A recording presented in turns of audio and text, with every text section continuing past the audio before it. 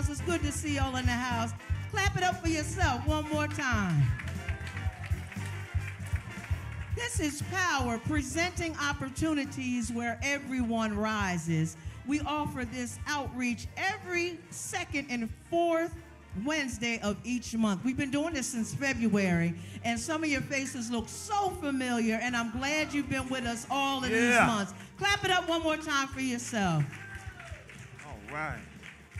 We want to thank our partners that make all this possible. The Joyce Foundation. Yes. Northwestern Medicine. University of Chicago. All right. United Way Metro. And the one and only Bright Star Community Outreach. Yeah. Now, I need your help. I need your help. What you need? I need everybody that has a phone. Mute your phone. Yes, please do that. Mute your phone and like and share the program because we're on live right now. Yeah. So please go to our page and like and share right now. I'm giving you 2 seconds to do it. All right? Do that for us and tell somebody what we're doing here at our power sessions. Now, I'm going to put it out there now that our next power sessions is today, and then we'll get back to you. Okay, all right. See, that's why my wife, I follow her lead. Go ahead, hon. Yeah, so listen, this is something we haven't done either before or in a long time. Take those phones out once you have put them on mute. Take some selfies of yourself. We need you to post those pictures to our page so that we can put them up so people can see what's going on every second and fourth Wednesday. Come on, 1, 2, 3, lift those phones. Take a selfie of your table, of yourself, and tell people about this program. Power, presenting opportunities where everyone rises. Hashtag that photo and put Power September or Power 923. Can you do that for us? Can you do it? I see y'all. I see y'all trying. Get me, sis. Come on, get me. Hey. She getting her own self. Yeah. Oh, she was getting the table. You gonna take a picture now? All right, come on. Right here, hon. Come on. Hold on. Anybody with a camera is somebody. Thank you. Yes. So how y'all doing today? We got some new stuff to talk to y'all about today. We have a game that you're not prepared for, but we're going to get you ready in just a minute. I hope you have your thinking caps on. We will not accept anyone yelling out. We need you to raise your hand. And it's something that you know and understand because it's coming from way back. Well, I say way back, but it's really 60s. But it's coming from way back. And we're going to ask you if you could please keep your chatter down because we can hear that on our Facebook page. So use your inside voices if you're chatting with your neighbor. But we don't want to hear that on our recording. Is that right? Clap it up one more time for yourself. All right. I want you to finish the tune. Uh-oh. Finish this tune.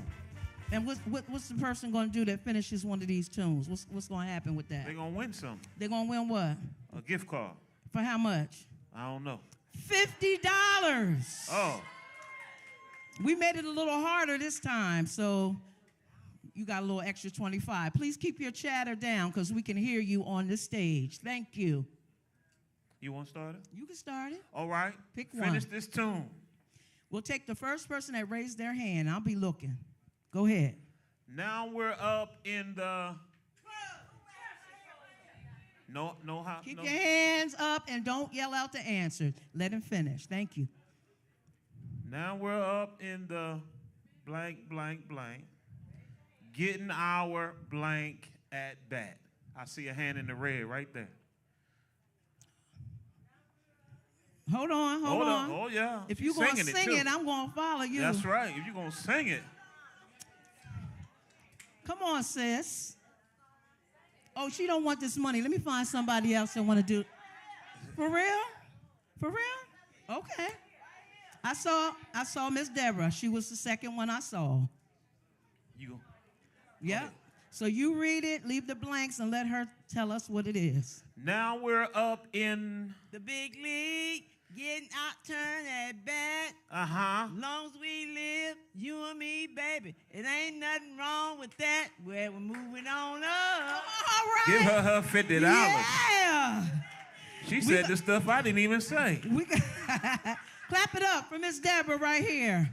All Come right. on, y'all. We don't hate. We appreciate. We appreciate. So we have a $50 gift card from Miss Deborah right here. All of our gift cards today are going to be $50. My gosh, I wish I could win. I could use some. I could use some gas right about now. Let me do the next one. All right, y'all listening? Y'all listening? Y'all listening? Y'all listening? Y'all listening? All right. All right. Blank. Y'all know me. In a blank, blank, blank. Good times. Blank, blank, blank. Blank, blank, got 'em. Good times. Now, I have the words right here. Who's that? Got a hand right there. Stand up, sis. I got her. All right. So I'm going to be looking at each word, so take your time, because if any of it's wrong, you can't win. Could you say it again? Blank in a blank, blank, good times. Blank, blank, blank, blank, blank, blank, blank, got 'em, good times. Hanging in and jiving, good times.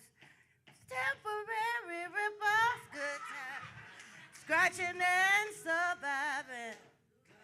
Hanging in and jiving, good times. Ain't we lucky we got 'em? Good times. Yeah! I just wish we could give you the $50, but them words was all jacked up. The tune was there. Anybody else want to give it a shot? Anybody else want to give it a shot? We should give her 50 cents for that. I wish I could give it to her because that voice was so beautiful. I know. But you can be pretty and wrong, can't you? Huh? Who else want to take a stab at it? Anybody got an idea of what the words are? All right. We got them. We got them with that, honey. That's good. That goes back to the bank. Ooh. You want to do this one? Which one do you want to do? I don't want to do nothing. I don't know none of them songs. All right, I got one. I am stuck on blank blank because blank blank stuck on me. Green. Green, come Yep. on up.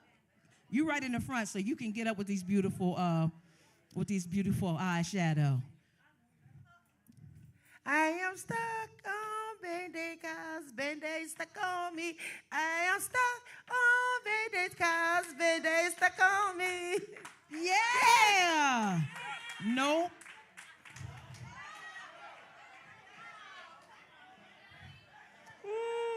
Mallard. Y'all some beautiful singers. I hope you sing in your church choirs because they need voices like that. You want to try it? I am stuck on Band-Aids because Band-Aids stuck on me. Nope. Anybody else? Anybody Right else here, stuck on Band-Aid? She give it another stab. You want to try? You want to give it a stab? Go ahead. I am stuck on Band-Aid brand cause Band-Aid stuck on me. Yeah. Now you got it. Now she won. Come on, clap it up. I am stuck on Band-Aid brand because Band-Aid stuck on me. Yeah, clap it up one more time, y'all. Let's go to a video. Let's go to our Turn Center video. Have you been across the street at 44 South Evans to check out our 68,000 square foot facility where all of our, hold on, only one person at a time can talk now. Thank you. 68,000 square foot facility where all of our programming is being held. I'll wait for y'all. Okay, where all of our programming is being held. Take a look and see what it looks like. We'll be back. Our behavioral health department provides trauma-informed care to all residents in the greater Bronzeville and surrounding communities with a specific focus on culturally sensitive and relevant engagement with people of color. We are aware of the stigma related to counseling and mental health services and work tirelessly to normalize this sort of help. Our basic level of care is the helpline, where our team conducts peer-to-peer services. In a population that is predominantly people of color, it is often easier to engage with a peer and not a mental health professional. To date, over 12,000 calls have been received, and we have served 1,200 callers through our trauma helpline. In schools, we have care rooms, or caring and resilient environment rooms, created to provide a safe space for social emotional learning. We have seen an increase in school attendance, grades, and graduation utilizing this model. Our Choose to Change, or C2C program, is an evidence-based model used by CPS that BSCO is super excited about. Through Choose to Change and care rooms, we are able to positively impact 200 high-risk youth per semester. We provide a safe space for students, teachers, and anyone in the school family to discuss their feelings, emotions, and traumas. We track how our engagement encourages a decrease in truancy and an increase in grades and movement towards graduation. In Choose to Change, we specifically focus on at-risk students in order to encourage higher rates of engagement in school and graduation. Our highest level of care is the Family Advocacy Center, or FAC. 4,000 families have been served since its inception. This is where our clinical staff and counselors are situated to provide a direct referral line for their DCFS clients. As a result, 50% of our clients are DCFS involved, while the other 50% we are able to take referrals from the community. One of the benefits of this team is to provide consistent mental health counseling to a vulnerable population in an effort to keep families together. Lastly, our outreach, engagement, and marketing team is our ambassadors. They are tasked with informing our target population about mental health and wellness, making our community trauma-informed. We attend community events, but also provide groups meant to destigmatize and help people be more comfortable discussing mental health. Getting the word out to the community is our first line of defense in addressing mental health in our community. Our trauma awareness activities began in 2017 and have served over 40,000 residents. Black and brown people have a history of fearing mental health intervention. Therefore, BSCO endeavors to utilize the influence of faith and community leaders, as well as paraprofessionals, to remove obstacles and serve people that are often overlooked, marginalized, and vulnerable.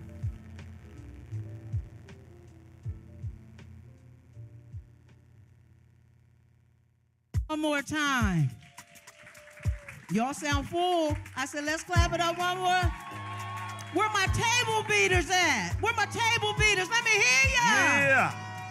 That's what I'm talking about. We have our director of our parent university here with us. She has some exciting news. Next month is soon arriving. You can feel it in the weather. She's going to give us an update about what's coming up in October. Please be attentive to what she has to say. Let's put our hands together for Annette Barnes, our director of Parent University. How you doing today? I'm doing well, trying to get this chicken out my teeth. That's all right. That's all right. So I can talk right. That's all right. So what you got going on? What's Parent University all about? So this, in October 14th, yeah, we're going to be talking about higher education preparation. Ooh, we're going to be talking about how you can find finances for your students who are going from junior high to high school, because some schools cost, right? Yeah, and so you want to know, if there are any scholarships out there, or are there any grants out there, or even if my kids should even go to a particular high school, right? And then we're going to talk about finances for college. Like, when should my student even apply for college? Yeah. And when should I start looking for scholarships or grants, right? And where do I go to find that information? So we're going to be talking about all those things, ACT scores. How do I study for that?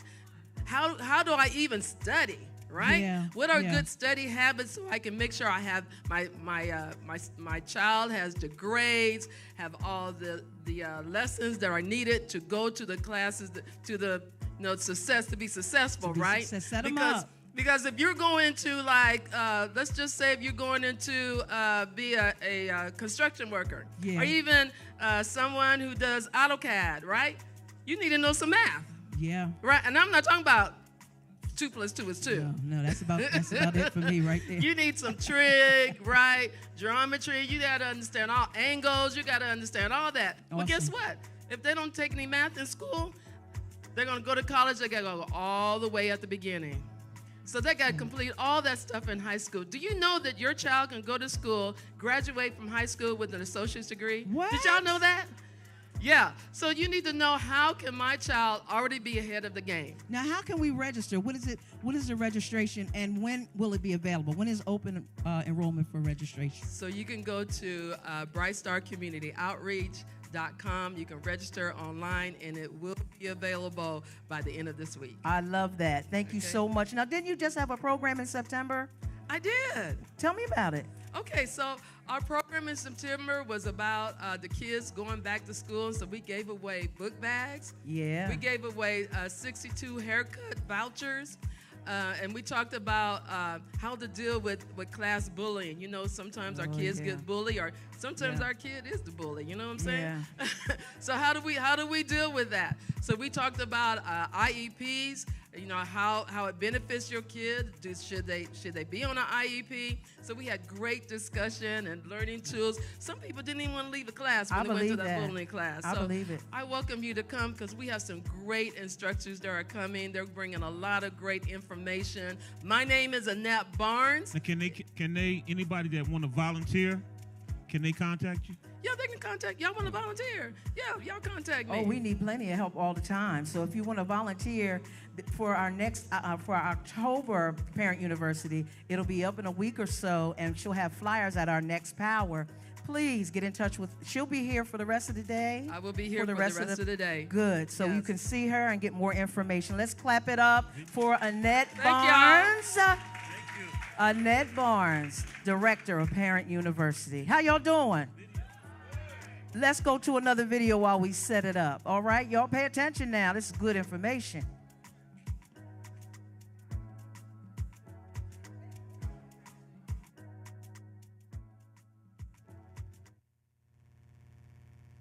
Hey everybody, I tell folks all the time, you better stay ready so you don't have to get ready. Bless you, Pastor Mike. Listen, we here at the Turn Center, and can I tell you something? Something amazing happened on yesterday. We were able to host the Secretary of Transportation for the United States of America. Secretary of Transportation P.O.W.E.R stopped by along with our Congress people, along with all of our senators, our amazing leaders in the community on the political level, civic level, and the business level. I'm super excited about what we have done here at the Turn Center. And can I tell you, we're thinking bigger. We're thinking much broader. We're thinking what's next, what's now, and can I tell you, how can we change the trajectory that our community is on? Listen, we repurposed Carter G. Woodson School, a 68,000 square foot facility, and made it the Turn Center. TURN is an acronym for the Urban Resilience Network. We have reactivated this building. And here's what I tell people: say nothing about violence and trauma until you do something about violence and trauma. Secretary Buttigieg, along with many of these other civic leaders, got a chance to come and see the amazing work that young people like these folks in this room are doing around violence prevention. I mean, these young people by themselves are working on a project to say, how can we address violence prevention? There was no way we weren't going to bring the secretary and all of these great leaders and into this building and not show them our health and wellness department. Listen, we got folks in this room that are committed to addressing the social determinants of health. So they got a chance to learn what we're doing and the various programs. These folks are thinking every single day on how we can enable our community to live and live well. 68,000 square feet of space. And not only are we in here, we're going to invite at least 25 other community-based organizations that serve our community to come in this space with us. If you know a good program, if you know a good organization that's looking for space, tell them to reach out to us, because we believe that we are better together. We need your support. You can donate, you can volunteer, or you can simply just share this video to let people know that Bright Star Community Outreach is rocking this thing and making sure that we provide prevention and intervention services. Folks are in here every single day doing the great work of violence prevention, trauma counseling, and all the other things that are happening in our community. And I got to tell you, I'm super duper excited about it. We are looking forward to continuing to not only develop people and develop programs, but also how do we redevelop our greater Bronzeville community? Please go to our website, brightstarcommunityoutreach.com, to learn a little bit more about what we're doing and jobs that are available. We are pumped up about this work, and clearly other collaborators are coming to the table to say, how can we do this great work together? Stay tuned, but listen, more than getting informed, here's what we need you to do. Get inspired enough to get involved.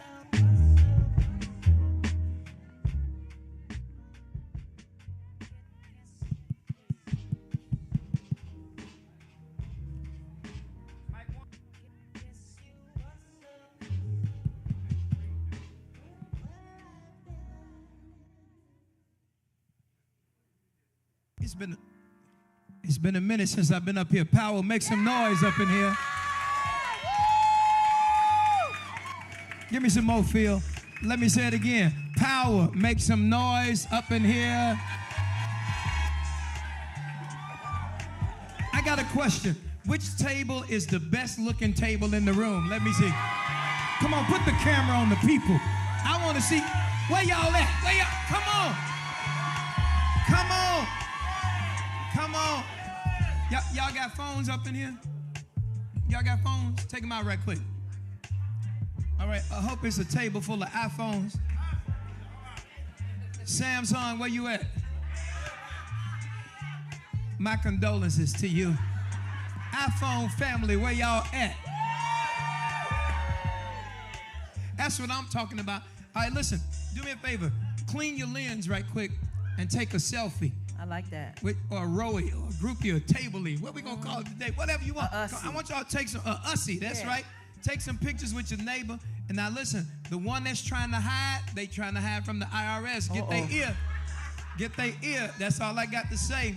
And for those of y'all that are watching by way of online streaming, you are not on the scene, but you're watching on the screen. I want y'all to make sure y'all share this video. And everybody in the room, if y'all don't mind, please make sure you go and share the video today, because we want as many people as possible to be able to tune in today. I got a question for y'all, Power.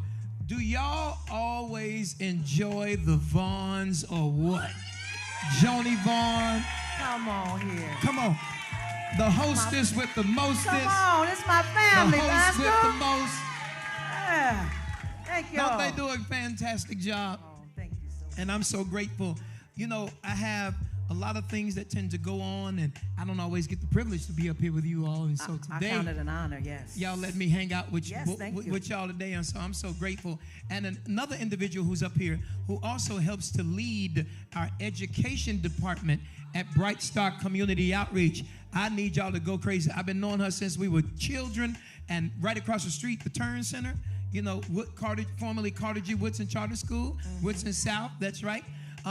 Listen, her mother was the assistant principal over there, and she was the reading instructor for Woodson North. For Woodson North, right? And so her mother, first of all, back in the day, used to peel my head when I was a student over there at Woodson. So she's my former teacher, my former educator, and now she came and cut the ribbon with me over there. This is her daughter. Y'all go crazy for the inimitable Jada. Wow. Wilson, like Turnbow. that. Make some noise for her. Use Come your on, words, y'all. Pastor. Use your words. Thank Did I you do all right with so that? much. All right. So honored to be here, working in the Bronzeville area where I have worked my entire educational career. I was assistant principal and educator at Beasley Academic Center for 19 years. I was also a student of Beasley going into the building in 1979, so yes. and I spent all my other years at Woodson North after school. So believe me, this is deep in my heart. I believe that. And one of the interesting things is it is a good example of mantles being passed down. So your mom was an educator, and then you became an educator. How do you feel about carrying on that legacy? Now, somebody tell that talking table over there, be quiet a little bit. Yeah. My mama happened to be at that table, so I know exactly where the noise coming from. Can somebody get my mama to be quiet up in here? Because I can't tell her to be quiet, but y'all can. That's all I'm saying. Talk to me. You know, how does it feel to be a part of carrying on that mantle of education? So education has been in the forefront of my life my entire life. Funny story, I was in kindergarten. We had a huge graduation, and I was the speaker. My mother had just gotten her master's, and my father had finished law school, and they both had graduations I attended. So what did I assume? I was done with school like them. It was a very rude awakening when my mother was like, no, you have about 18 more years to go. I said, okay. I thought kindergarten, I thought I knew it all. I was reading, but education is the forefront. And it doesn't matter if you go to college or to trade school, but you have to have a skill to be able to take care of yourself. And that is what everybody has to understand, is that you cannot be a productive citizen without some type of education. That's right. Everybody has to finish high school. And if you don't, you can get a GED. Many don't know. Fire department. Many of the students who are 17 and able to take the Chicago Fire Department test, they drop out of their private and public schools and get a GED because the test is when? In April. Wow. Right, it's in April. Why? They do that for a reason. But they drop out and get a GED, and they're able to take the test and able to start, while our kids have to wait until graduation, which is fine. But if you want to be a firefighter, which they need more now, Chicago has a wonderful program for police and fire. Anybody know about CPFTA? No? If you know any sophomores in high school right now, the application period should probably start in January. It's called Chicago Police and Fire Training Academy. They go to the police academy and to the fire academy after school 4 days a week. No, 2 days. I think it's 2 days a week now. They learn 20 weeks with the fire department, 20 weeks with the police department. If they complete the program successfully, they are placed at the top of the list. Wow. The top of the list. Okay? No, wait. Hold on, Jaden. So I want to make sure I'm clear. So because we got people on the scene and folks that are watching on the screen, and I think there's an opportunity for people that are in this room to share it with your colleagues and your network, as well as those of you that are watching on the screen. It is my prayer that you would tag some other people in this particular show. Now, I'm also going to ask all of you all in the room, make sure you go share it. Right, go to our Bright Star Church Chicago, St. James Church Chicago, Bright Star Community Outreach, or Pastor Chris Harris Sr. Facebook page. Like those pages, and then go and share it so those who are in your network can learn about this vital information. Now, let me ask you a question. So, it's not that we're saying education is not important, and it's not that we're saying that we shouldn't, excel in education. But I think there's an opportunity for all of us to understand that, Joni and John, education at various levels, right, is a great opportunity for people to not have any excuse to succeed. You guys you're not from Chicago. You're from Jersey. Yeah. Tell me about the education system and what you all witnessed there in Jersey, and then we're going to bring it back to your new home, Chicago. Aren't we glad they're here? Y'all not loud enough. Y'all come on, y'all. Well, I discovered in New Jersey, similar here. You guys talk about the north and the south side. Yeah. For us, it was the suburban and the inner city. Got it. So you can excel in the inner city school, but because the standards are so low, it's like you graduated with a C average. Mm. So those were the things that we had to face in New Jersey, in the inner city. So it's similar, I believe, Chicago now, because I hear everybody talking about the north side and the south side and the difference. So that's basically what I experienced growing up. I know also that the books are different. The books are not new. The books are used. The books are written in. The books are something that you have to blow dust off in the black communities, in the inner city. But if you go outside of the inner city, out into suburbia, that's what we call it, then they have nice libraries and they have access to all kinds of resources that should be available to all of us. And then once or twice a year, they have a book sale, and that's where a lot of our students, a lot of the inner city would go to get the books that were used from suburbia the year before. And we find out that a lot of the students are 2 or 3, maybe 4 or 5 grades behind suburban schools because the books are different. And then the college students, even in black colleges, Cheney University, for an example, had a book. I know when I was in school, I was in geometry, and freshmen in Cheney had the same book that I had. Now, I went to suburban school, so I didn't experience that, but they had the same book that I was currently using in high school. Joni, that just truly makes me nervous, frustrated on a lot of different levels, and I'll tell you why. When my children were going to school right across the street, Woodson, which was the school that I went to, I'll never forget the day that my son, Chris Jr., brought his book home from school.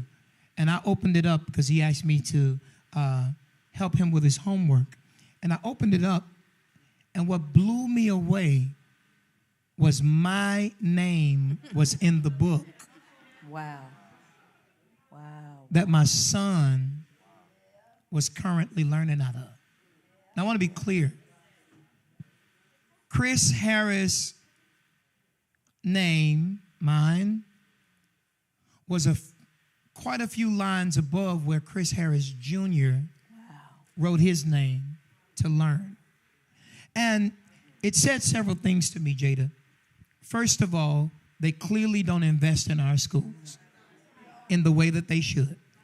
Secondly, they clearly have not updated or upgraded the systems of scholastic achievement that our children deserve. Third of all, I knew without a shadow of a doubt, since Chicago is, if not the, one of the most segregated cities in the country, I knew there was no way in hell, and I said what I said. You said what you said. I knew that there was no way in hell they were allowing white kids up north to learn in the same way that a lot of our black and brown children learn out south. Now, I'm not saying all schools are like this, but the question is, when do we take time to even do an assessment? Now, I want to hold myself accountable, though, because as a parent, I also could have done a better job. And had I known better, I would have done better. I just kind of did what I saw done. I would drop my child and my children off at school, and I would let them go inside, and I would tell them, go in there and learn.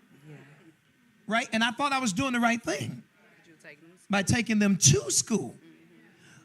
But I didn't really know as a young parent that I too needed to go in there and find out if they were learning in the school. Right? And sometimes we don't mean harm, but we don't find out until it's too late. So here's what I'd love for you to do. Help us to understand what you have seen over the years as it relates to how education happens and the difference between what happens in the communities that have and the communities that have not. Heavy question, but I know you got it. I know you got it. There's a lot to unpack there. So one thing we know, the more people who pay taxes in a community, okay, they're actually paying the taxes, their property taxes. They're wanting to see their money invested in schools. So that means they're in the school, the parents are working in the school, the grandparents are working in the school, they're attending all of the community meetings that are in the school. All of them. So how many people, just a quick question, even if you don't have children in the schools in your neighborhood, you do know that you still can attend the LSC meetings. Yes. Local school council meetings are vital, okay? Also, if you have children and or grandchildren, PAC meetings, that happens at every school is mandated. That is the time that you're able to voice your opinion and talk about what's going on. I went to an LSC meeting yesterday evening. School's just starting. Everything is great. But now, of course, we don't have books anymore. Does everybody know they don't use books in school? Thanks to COVID, books went out. Everything's on the Chromebook. That's good and bad. Okay? It's good because we need to have technology. It's bad because children are able to do 55 other things while still on the Chromebook. So if you're helping anybody with homework, check all those tabs across. Check down at the bottom and see how many other windows are open, because as soon as you turn your head, that cartoon is up, the Google Meets is up with a friend, all of those. But going back to what was asked, on the north side, I would always love and be amazed when you go and you see these buildings. They have sensory rooms for children. They have all types of items, and it's amazing. Now, some of them, because they have friends of, and that's what they call it, okay, that donate additional funds. Even at Kenwood, they have friends at Kenwood High School. That allows them to have many other programs. But at the same time, the local school council is the biggest voice because that is who hires the principal. That's who decides on the curriculum, and that's who votes on the budget. So when you're looking at the school and thinking that these children, you know, if they're playing and messing up your yard or doing anything outside, go to the school, find out when they'll call, look on the website, find out when those meetings are. Because if you're a resident of that area, it is your right to participate. And if we had more people taking ownership of their neighborhood school, we might have one less criminal coming out of that school. I'm sorry to say it. We also watch the news. The children are younger and younger committing crimes. It's true. So why is that? If you have grandchildren, they really, I used to love having the grandparents come and help, but you all have to understand we do have to have volunteer requests that go on now in CPS. But to go to the PAC meeting and you get an understanding of what's going on and be able to tell them what you're seeing, you know, it's vital.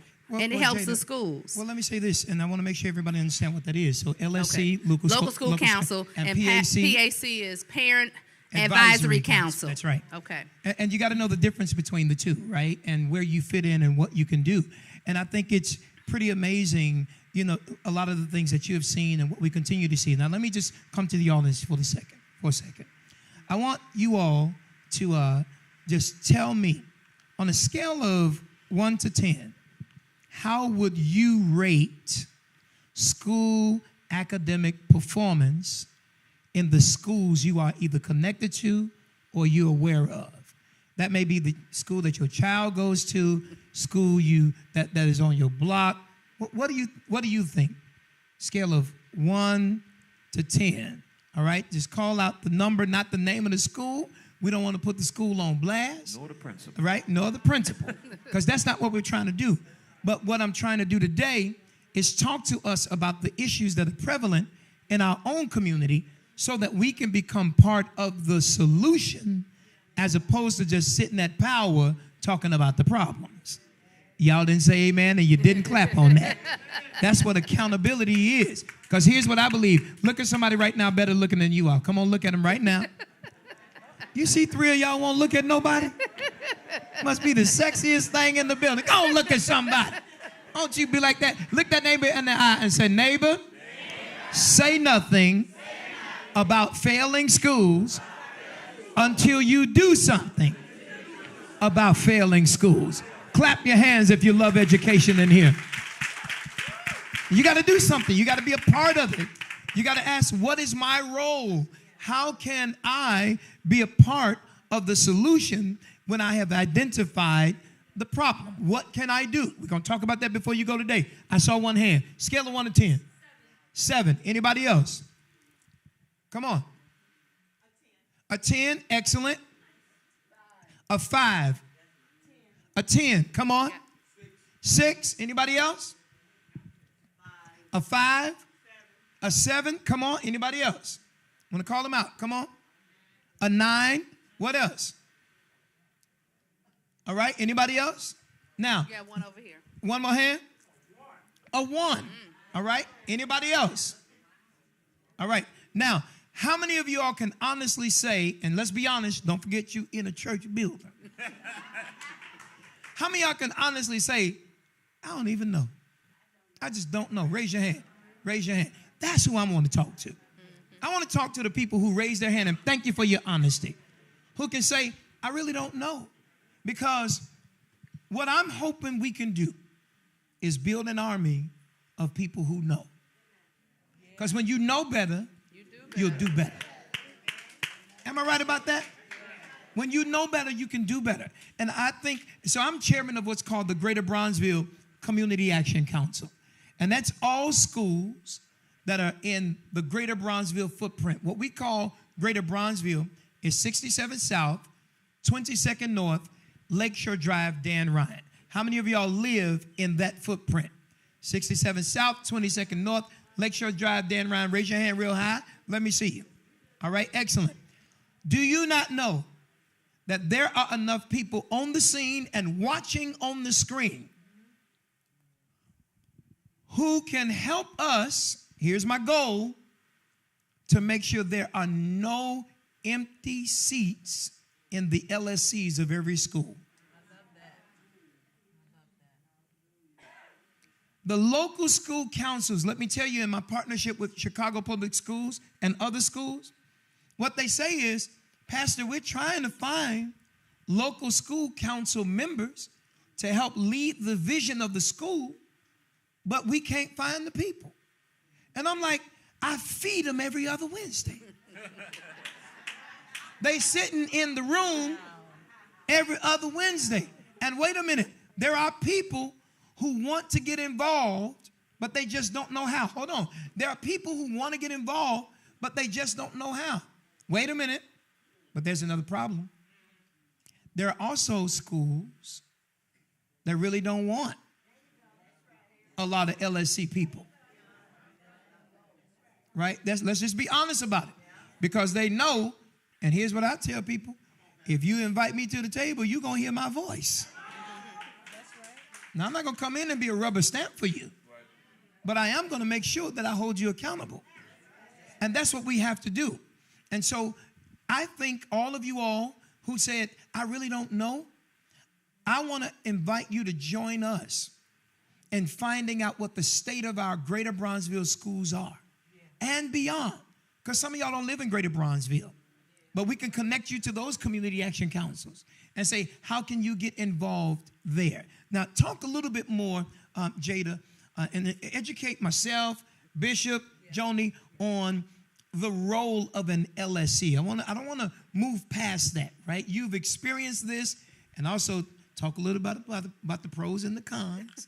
Because I know people won't like when I say this, but they're going to go and get this work because I got the mic. If you are over a budget and you can't count, it's a problem. It's a problem. If you are hiring and you're responsible for hiring a principal, but you can hardly read yourself. If you are responsible for putting great leadership over our babies, but you are the worst parent any teacher has ever faced, then I don't think you understand the responsibility of your role. Talk to us about the power of LSCs and the responsibility that comes with it. So everybody knows that local school council was a state mandate, right? That's a law that was written because parents did not have control of their schools. So words matter, and I like to challenge words. How many of y'all knew that? All right. How many of y'all didn't know that? Raise your hand high. So I want you to notice what Jada started off with, which is one of the things that I think hinders our community. She opened up with, everybody knows, and that is absolutely not true. Right? And there's this nice book that I tend to preach and teach out of. It said, we perish for the lack of knowledge. So what I taught you. Thank you, Doc. He taught me that. That's right. We perish for the lack of knowledge, so everybody don't know. Right. So you just educated us. It was mandated by the state. Go ahead. So because of that, back in the late 80s, early 90s, for a couple of years, they were trying to fix to see what worked, what didn't work. So they realized, okay, parents were, very excited, energized, because now you had control. Now, of course, there are measures that, you have to be voted in. There's so many parent representatives, and they wanted community reps, teacher reps. So as the LSC, prior to me being an administrator, I was on as a teacher rep, because that's important, because we have to have our say as what's going on in the school. Now they've even added what they call it's not a secret, it's the paraprofessional. So that is somebody else that works in the building. And now also all of the students, not just in the high school, also in the elementary school. Okay, some elementary schools have not gotten that progressive because it's optional, but depending on the size of the school, some of them have. They're required to meet monthly. They can't vote on budgets or any placement of people if they don't have what's considered a quorum, which is usually 7 members out of the 10. There are, right now in our network, 8 schools that don't have active LSCs because they don't have people. Yes, it's a problem. It's truly a problem. They've also changed some of the principal evaluation because they were not getting parents the LSCs to complete the process. Principals are evaluated every year. They get a 4-year contract, but they have to meet certain parameters. If parents feel as if in the first year of their contract they're not doing what's necessary, they have meetings with who is the chief, and this network is Aileen Mason, sharing their concerns. The Office of Local School Counsel at CPS will also come in and have meetings. Now, sometimes, yes, it's a personality issue and has nothing to do with what the principal's doing other than they don't agree with the decisions. But sometimes, yes, we have leaders that don't follow the vision of the school. But who has to say so? The LSC. The LSC votes on the budget. CPS does student-based budgeting, which is really not fair. Okay, I'm just putting it out there since I don't work for them anymore. Thank you, Jesus. Thank you. Glad she worked for me. Thank you, Jesus. But student-based budgeting affects our African-American schools and impacts us negatively. It's based on every child in that building. Depending on the grade level, there's a dollar amount. So, for example, if there are 10 schools, if there are 10 students in a school, they give, let's say, $8,000 per student. Well, primary gets a little bit more than intermediate and upper. Not the specific number, but the idea. Correct, right? correct. So let's just round it up. So if you give $10,000 per student and you have 10 students in that building, then that's a $100,000 budget, correct? Correct. All right, so 10,000 times 10. Now, on average, what is the per pupil dollar amount for a school? Average. I know it varies. It varies. There's so many different factors because it depends on how many special ed students, how many primary students, how many upper grade students are there. So that's and I haven't seen what the numbers are now. All right, so how many of y'all know how to Google? Do it right now. What's the per pupil? For CPS, right, you have to put in Chicago Public Schools. Come on, this is how we get information. Right. Come on, look it up. You can look up the per pupil cost, so it should come up. It should come up. So Chicago Public Schools per pupil cost for the budget. So that's important. And before we leave off this question, I need somebody to give us that answer. So when we talk about the budget and we talk about teachers, sometimes if we don't have enough students in the school, but you got the number? What's the number?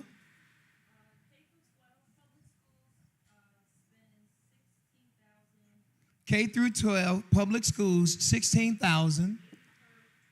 Wait, okay. Is that in Chicago?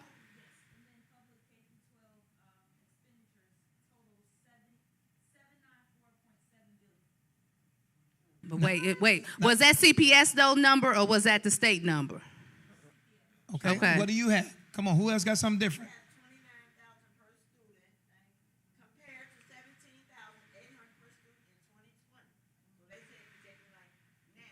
Okay. Anybody else got another number? So she got 17,000. She got 29,000. Who else got another number?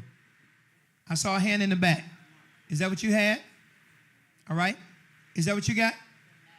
29,000 per student. Now, why do those numbers sound interesting to you, former assistant principal? That sounds really high. Extremely high. Extremely high. Because usually it's about 8,000 to 10,000. I couldn't wait till she told y'all that. So now that number, now unless they're picking in pension pickup and everything else in that building, but that's extremely high. Realistically, it's about 8,000 to 10,000. There's a little bit more for special ed students because it has to be more staffing. And that includes... So let's stop. Hold on, because I don't want to move too fast. Y'all getting educated. How many of y'all didn't even know those numbers? Raise your hand. Look at these hands. Look at all these hands in the room. This is what I'm talking about. See, now you have power. Because it's knowledge. If you come in this room, we feed you. You have fun and food and fellowship, but no knowledge, we wasted your time.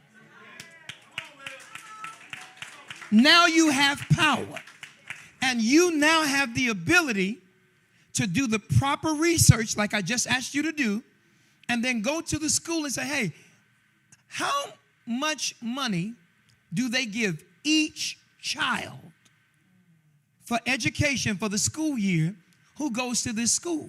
And you know what you'll find out?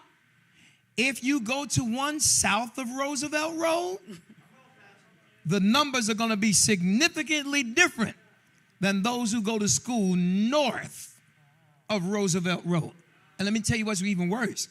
When they build a brand new school and some of these new schools that are right there on the south side with the rest of them, they will give certain schools more money when in fact it's a school right down the street that don't even get close to it. See, this is what I need us to understand.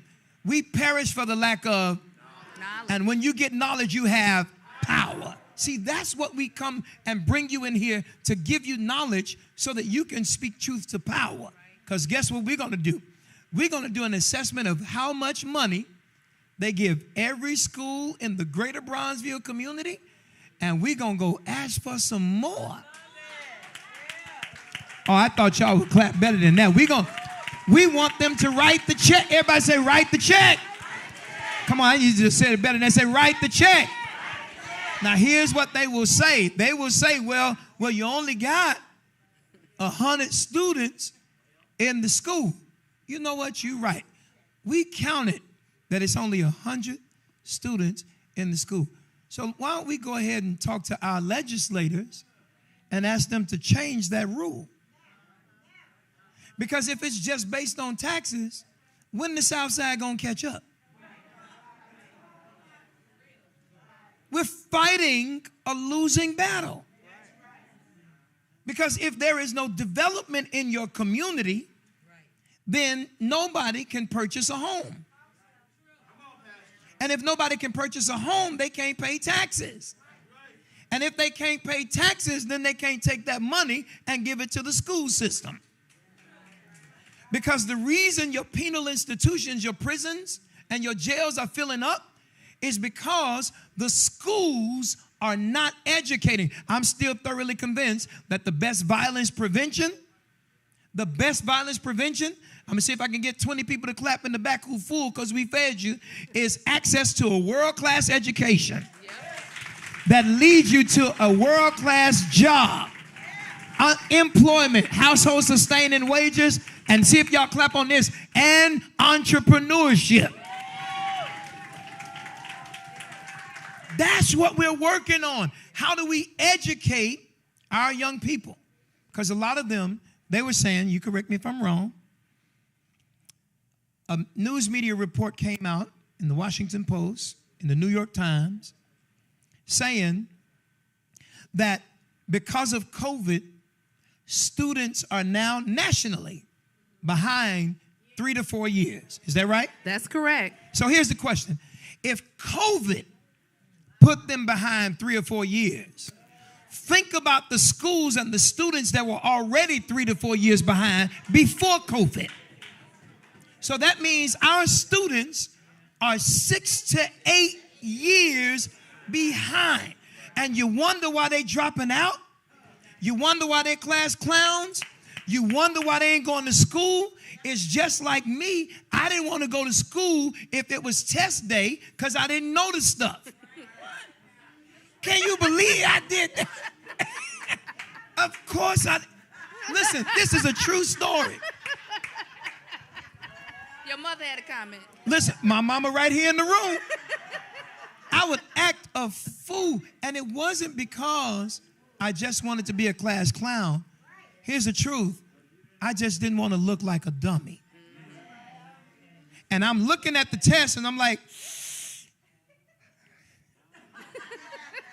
I don't know this answer. Uh-oh. I don't know this answer either. Uh-oh. I don't know this answer either. So everybody else circling their bubble on the Iowa test. Y'all remember those? Anybody took the Iowa test way back in the day? They circling their bubble. And I ain't know the answer. So I either did one of two things. True story. I either circled any bubble, failed the test, or I had to pee about 8 times during the test. Teacher, can I go to the bathroom? Teacher, can I go to the bathroom? Teacher, can I go to the bathroom? And I would stay in the stall. I want y'all to hear me because it sounds funny, but it was tragic. Teacher, can I go to the bathroom? And I would literally, in shame, stay in the bathroom hoping the test would end soon. Will y'all think about how tragic that is? And so the reality is many of our students are still doing that right now. That's why during COVID, many of them wouldn't log on. That's why during COVID, many of them got depressed. That's why many of them are having mental health issues in the classroom. Because they are fighting a losing battle. And you know what our community ought to be doing? We ought to be clowning that these children not only don't have access to the kind of funding that gives the teachers and the principals what they need to educate them, but we also ought to be going crazy if every student in our community does not have high quality after school programming and tutoring. Oh my God, would you slap somebody a high five and tell them they need tutors? They need tutors. They need to. We ought to make sure that every single student in every single school has after school tutoring. Quality. Now, guess who they should not make a tutor? Me. I don't know that stuff. Now, here's what people would say. Well, you know what? They would call the average person like me a dummy. They would. That's really what they do. They label us. But I'm okay with being a dummy, being the CEO of a company that got 115 employees. I'm okay with being labeled a dummy, and I done built a community and built a company and given all kinds of people resources and opportunities because I had to learn in a different kind of school. Since I didn't learn well in that school. And y'all saying amen on that, but I'm going to see if y'all say amen on this. Stop blaming the teachers. Amen.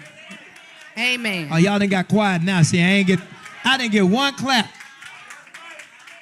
If I could just speak to that for one moment. Wait, let me say 2 more things about that before you speak to that.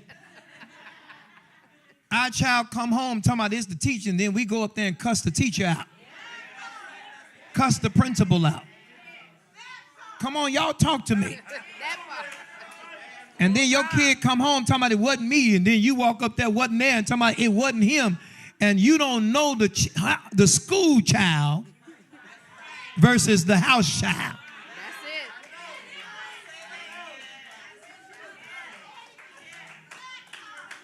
And we ought to fire every teacher that don't teach and just want to check.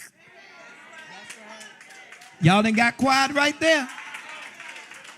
Because many of these folks don't look like our children and they don't care about our children and they have given up on our children. See, we got to be well-rounded in our discussion on what's affecting education. Talk to me.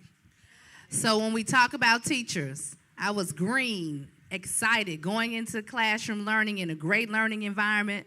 I have students that I've taught that are now teachers, and they are struggling. Why? Because they are being called everything but Miss Jones, Miss Brown, not by the parents, but by the children. Talk now. I can tell you, my last years in CPS, I had too many kindergartners telling me what I can do and where I could go, and it was not pleasant. So we don't hold our children responsible for their behaviors. And not only that, CPS is not holding children responsible for their behaviors. When we talk about a code of conduct, how many of you all realize now is the children's rights and responsibilities? They have more rights and responsibilities than anybody else in that building. That book, everybody needs to read, because this is also, unfortunately, why our crime is increasing, because in school is where you learn consequences. Even when I had the worst children and their parents didn't parent, they knew in school I couldn't get away with this. But now, everywhere I go, I get away with it. So it's so vital that we speak up. That's right. Watch the long board meeting that they don't want you to watch. Be participating in our neighborhoods, in our community schools, because we are losing teachers. Right now, CPS has over 1,200 classrooms with children in them and no teacher. No teacher. Now listen. No teacher. Let me pause it for a second. I want y'all to hear this.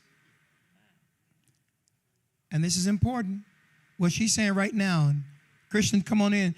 What she's saying right now is really, really important, because I'm going to ask you all to do something at your tables in just a moment. There is a very serious dearth of teachers, especially male teachers. In addition to that, black teachers. And CPS, 60,000 students. Mm-hmm.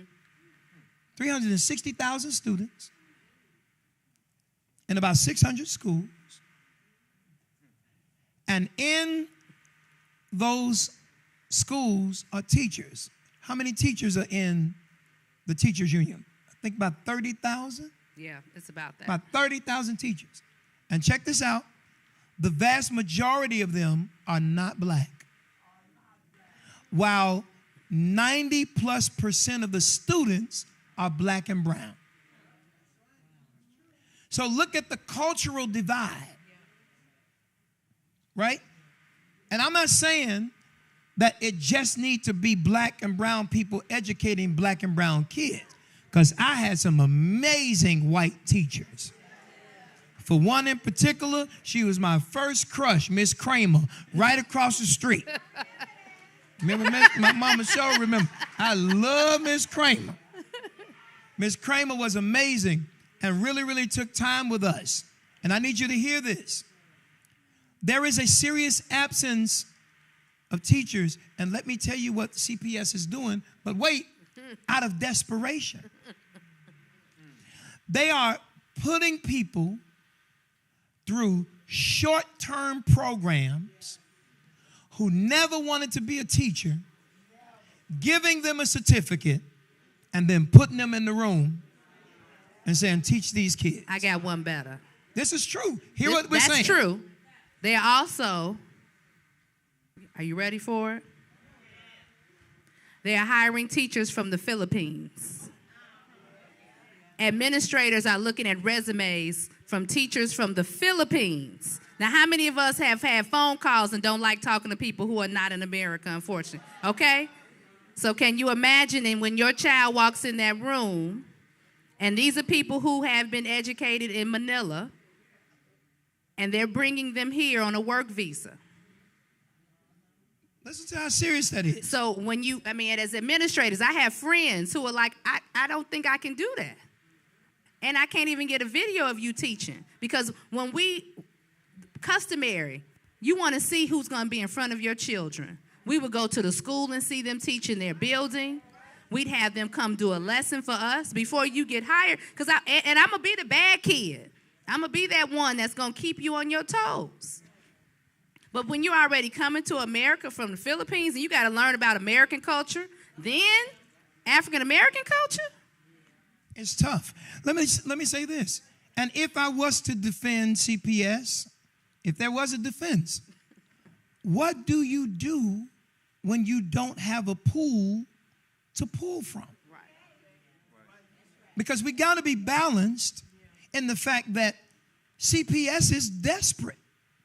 And what we need to do as a community is create, I'm not going to use the word pipeline, but pathways of young people from our community to go to school and have a desire to become an educator. And that's important. We have to find people who care about children and figure out how we can make sure that those empty spaces get filled. Now, today, I know you're traumatized. Thank God we have a trauma helpline called the Turn Center. 833, there's the number on the screen. All this information traumatizing you, 833, turn 123. Because if you're traumatized at what you're listening to, imagine the principals, the teachers, the administrators, and the students that are traumatized by what they're living every day in what we call schools. Now, I want to just take a shift here because we're getting ready to run out of time. Joni, let me ask you a question. Do you feel, from your perspective, you've been working here now, you and John, you came in from Jersey, you're here now working at BSEO. What are some of the things you think and you've heard are missing? And I'm going to pass the mic around the room. And I want to see some of the things you all think are missing. But before we do that, what I want you all to do is Christian going to give us the little music that they be playing. And we're going to give y'all a minute to talk at the table. And each table come up with one thing that you believe schools are missing or schools could use to take education to the next level.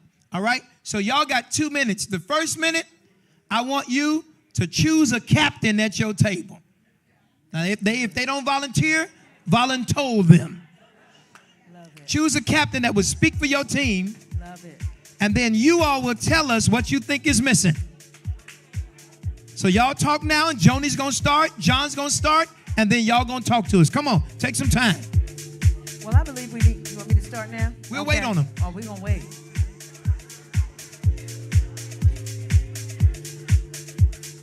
Those of y'all that are watching online, we want you all to do the same thing.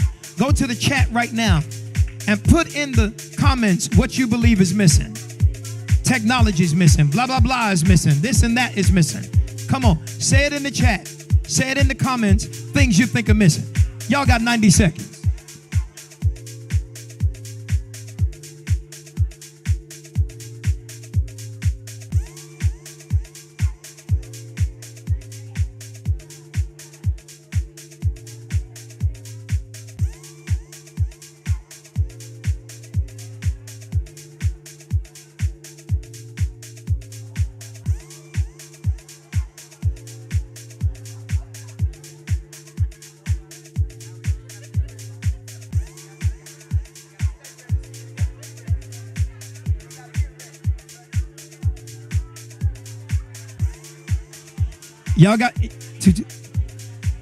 Y'all got 60 seconds.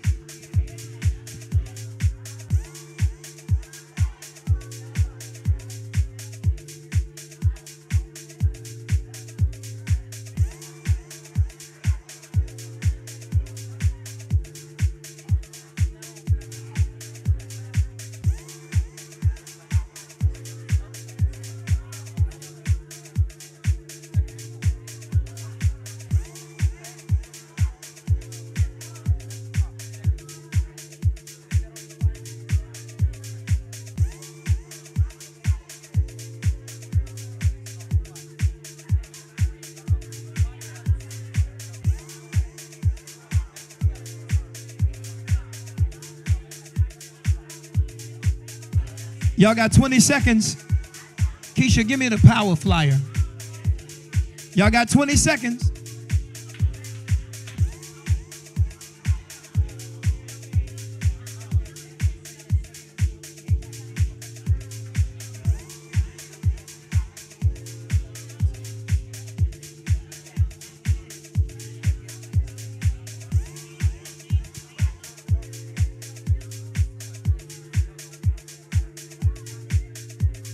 All right. We don't have one flyer? All right. All right, all the captains of the table, raise your hand. All right? We got captains. If you got the best captain at your table, make some noise for him. All right? Thanks, Christian. We're ready. We're going to start with Joni. Then we're going to go to John. Then we're going to come to Jada. Wait a minute. Huh? Come on here. Joni, John, Jada. Uh-huh. Change your name to Jelly Bean. That's right. My name is Jelly Bean today. Don't you leave me out of them J's. You know what I'm saying? So up here you got John, Joni, Jelly Bean, and Jada. Clap for the J Street. Talk to me up in here. All right. Bring the music down. Talk to us. We're going to start with Joni, go to John, come to Jada, and we're coming to the captains of the table.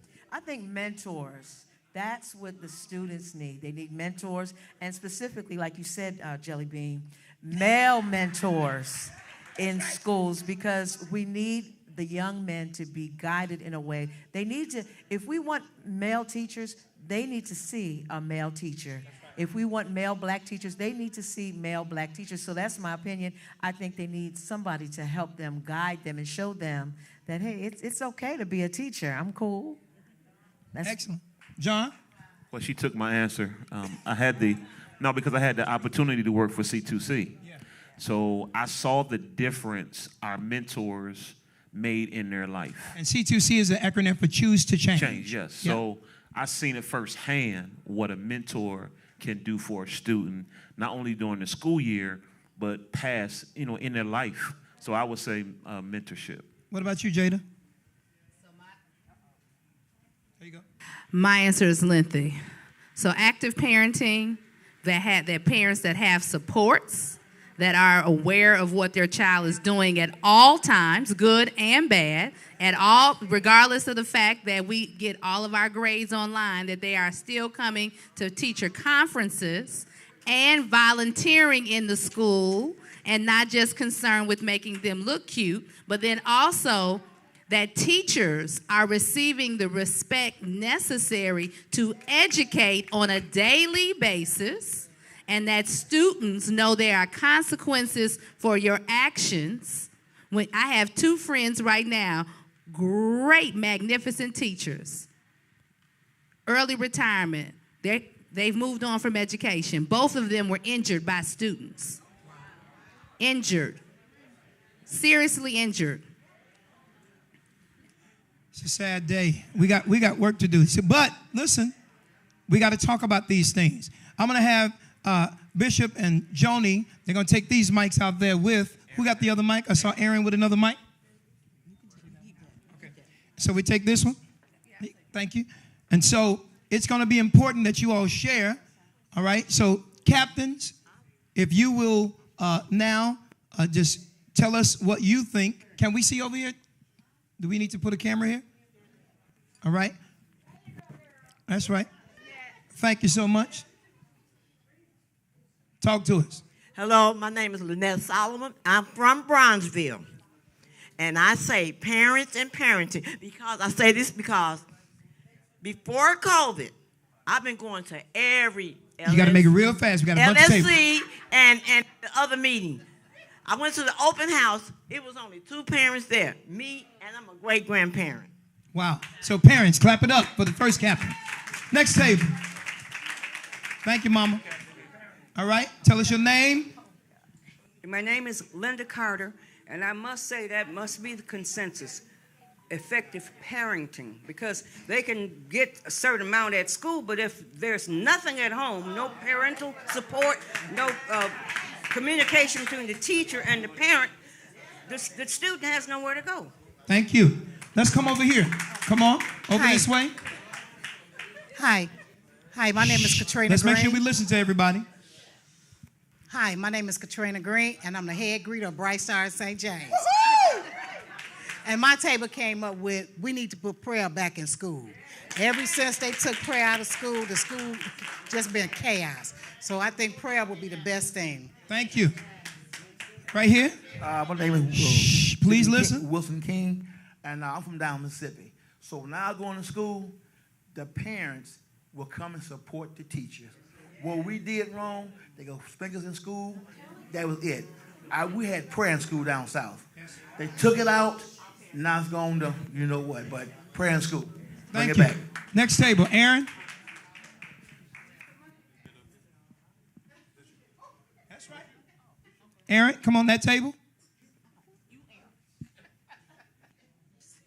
Okay. How you doing? My name is Jackie, and we feel like what is missing in the schools are volunteers to teach extracurricular activities to the children. Also after school, because it's missing. They're taking all the music classes, all the swimming classes, all the language arts, different languages after school. So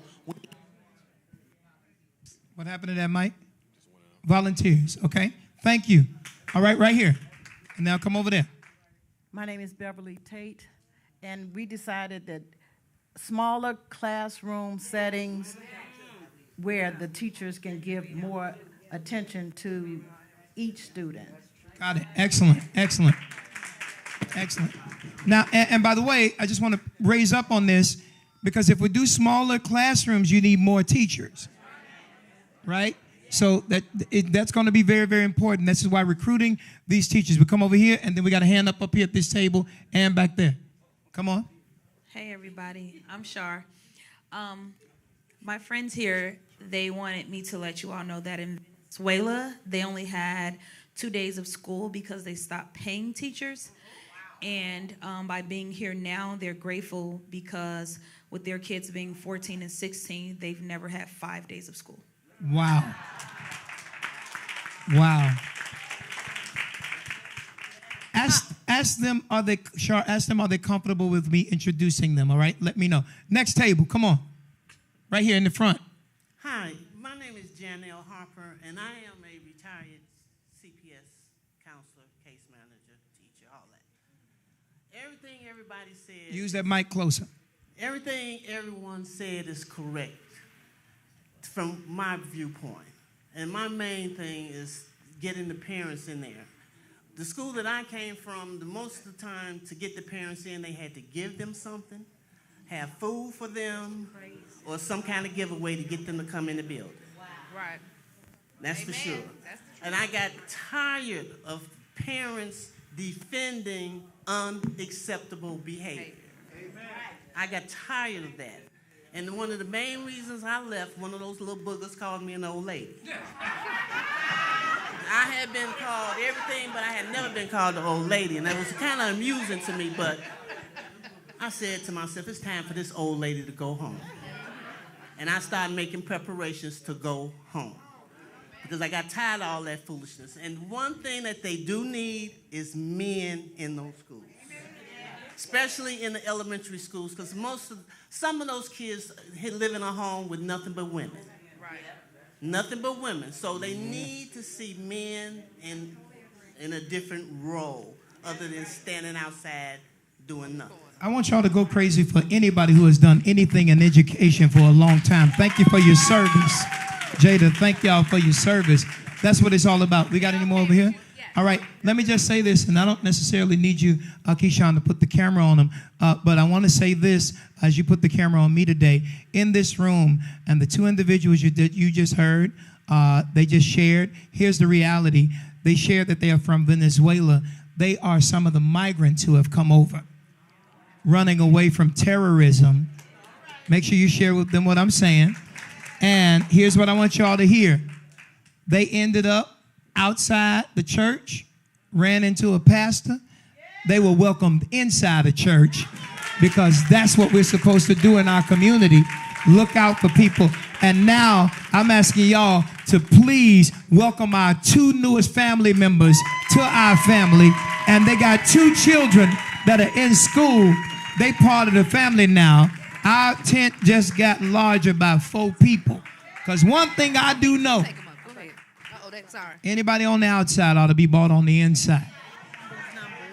And if we ignore any problems, y'all don't have to bring them up. You do not. You don't have to bring them up. Thank you. But I want to say this. Let me say this. I'm going to live by the book. Do unto others as you would have them. Clap your hands for the truth. I don't care who don't like it. Next. Hi, my name is Beverly, and I've only been in Chicago 2 years. I'm here with my children and switch that mic out real quick, John. I want to ditto what she said. It needs to start at home. It needs to start at home. You need a lot of loving and teaching at home. At home. And then in the school, we need to mentor. We need to mentor our children. Those guys, those young men, they need it badly. Badly. They need it. Can I ask you a question? What city were you from? Pardon me? Where were you from? You've been here 2 years. Washington, D.C. So did you see, y'all clap it up for D.C., that's right. Washington, That's D.C. East Coast, right? Because it's That's there, right. yes. So let me ask you a question. It's there Did you too. see some of the same issues there? Yes, indeed. That we're talking about here? Yes, indeed. Talk about that a little bit. Indeed. They need it. They need it there too. They're hurting. Children everywhere just disrespecting. Disrespecting you, us, you know, anybody. But you got some us who are in Christ. We need to still love them. That's right. We need to show it anyway. It'll hurt us. I know I got one out there, but I'm gonna love them anyway. I know that's right. I'm gonna love them anyway. Clap your hands for it, y'all. Last one. Listen up. James Mallard. Growing up, parent pressure was always greater than peer pressure. Nowadays, it's peer pressure that entices the children to do things ordinarily that they would not because they want to be included in the crowd. But back then, you were scared to do certain things because there were consequences.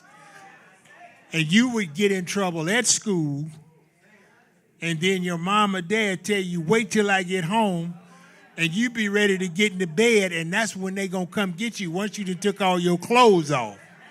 And you gonna remember that next time because you don't want that same repercussions that you had the prior day. Excellent. Excellent. Y'all clap it up. Thank you for that. Did we get every table? I want to make sure we ain't miss nobody. Did we get every table? Back there, CJ, talk to me. 2 more. Thank you. Hi, my name is CJ. What we came up with is cultural sensitivity training. Just a quick. In Evanston, what they did was they took African and African American history, infused it in the curriculum. Those students who were part of that outshone their counterparts in all major classes: math, reading, science. You know what I think about as I'm listening, and I'll come to this last one. Hold on, Jeff. You know what I think about, and here's why I want to hold us accountable as we get ready to close. We got our last speaker. One of the things that I'm listening to in this room, and y'all know I love us, don't we? Is if we spend more time talking about what's wrong and not most of our time how to get it right. meetings turn into venting sessions as opposed to vision sessions. And what I want to hold us accountable to do as a team, as the P.O.W.E.R initiative, is to figure out how we acknowledge what's wrong, but turn it and make it right. And in this next session, we're going to come back the next session again, talking about what's our game plan. How many will show up for that? That's what I'm talking about. We got to have a game plan. And I think it's important because now we've had this discussion. We've stirred up all this emotion. Here's the question. What are we going to do with it? I'm excited. I got a vision for you, and I'm pumped up. Last one, Jeff. Right here, Pastor. I'm Executive Pastor Jeff. This man clearly was in the Army and has served, is in the Army. Would y'all thank him for his service? Come on. Yep, I'm done with that. Okay, so what we're talking about here at my table, we were talking about technology. You know, the world is moving so fast, and a lot of our students are going to be left behind with technology. I graduated high school in '82. I remember 1980s at Hyde Park. I would never forget it. They brought in one computer for this whole school, like 2,000 students at the time. Now, I went up to the north side, and one of the schools on the north side, they had a computer room. And that was back in the 80s. So if we don't get it together, we're going to be totally left behind. 100%. Definitely have problems. Clap your hands for all these captains and all these tables. Give me your music. I'm ready to bring Joni and John back, wonderful facilitators. Let me just say this. I'm excited as the chairman of the Greater Bronzeville Community Action Council.